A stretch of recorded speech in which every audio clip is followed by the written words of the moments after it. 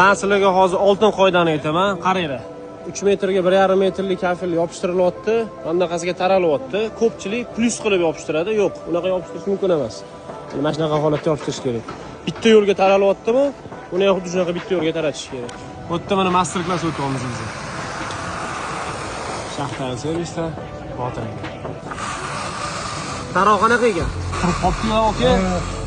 Tezlashing. Vaqt kam. Mana yopishtirish jarayoni qani. Bosamiz. Hop. Давай. O. Raslan iziga, chokiga yopish kerak bo'ladi. Raslan. Mana. Qani. Давай. Hop. Mana Raslan mamtiga havo, bundoq chiqib ketadi bu yoqda. O'zini yopish. Mana bu yoqda mana rossiyalik ustagamizga bosib yotib turadi. Brat, как? Отлично. Нормально, да? Супер. Botir aka bittami? Nechta pul bo'ldi xizmat?